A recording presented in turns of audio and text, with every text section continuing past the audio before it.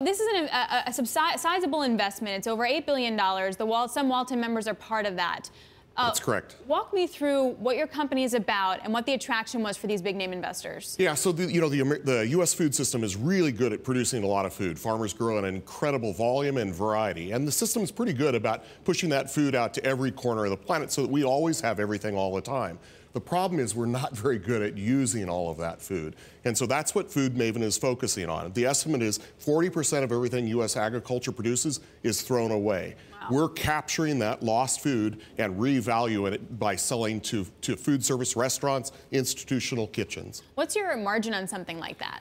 So because we're doing a shared inventory model, we take a share of transaction, and so we're actually 65% gross margins on our business. But you're still burning cash. We're burning cash. It's early days in this startup. So we're just in Colorado right now and ready to stage out, rolling out to every major metro service area in the United States. What happens if you can't sell the goods? So whatever we don't sell rapidly or based on our big data predictions that we think we have more volume than there's a market for, we roll that to charitable donation.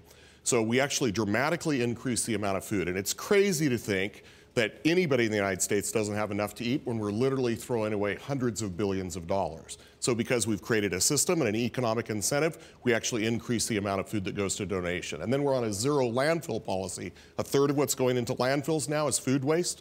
And so we're able to dramatically decrease that as well. What's the tie with the Walton family? It's not the Walton huge investment fund. It was a couple members of the family. But do you expect there to be a tie to Walmart at some point?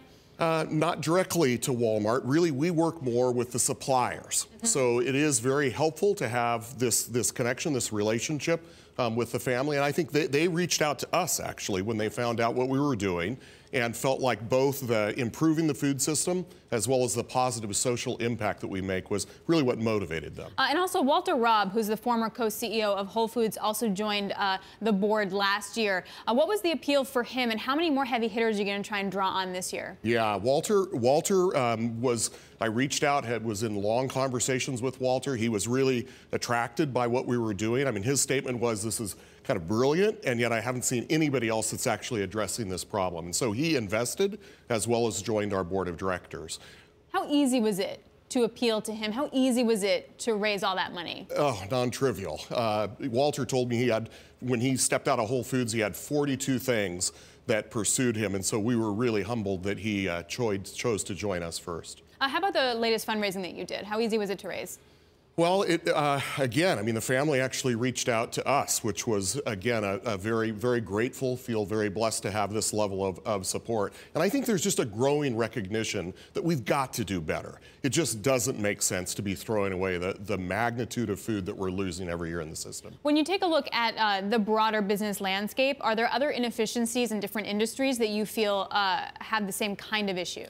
Yeah, there are. I mean, one of the things, we give a lot of talk to farm to table, but the reality is there's no system for it. So part of the logistics and the big data capabilities that we're creating, we're capturing local food that otherwise is struggling to find a way to the marketplace. Are there other business models, like in other industries, also that you kind of feel this inefficiency is? Sure. I mean, you know, there are a lot of, I think what we're in a season now where we're applying kind of information technology and innovations to transform fundamental structures of society. Right. I mean, we see that happening in transportation. You know, Uber is really essentially this shared inventory that's being enabled by technology to transform the way we think about getting a ride. And last question, walk me through what your revenue projections are for this year. At what point are you targeting to go profitable? Yeah, because there's a lot of logistics and there's a lot of infrastructure associated, we really believe that over the next few years we'll continue to consume capital, but we've been flattered by also the amount of capital that is interested in being a part of what we're doing. And your revenue? We're not reporting revenues. No, you have a target? Yeah, so we think that each metro service area, we can do about $20 million of high margin revenue out of every metro service area.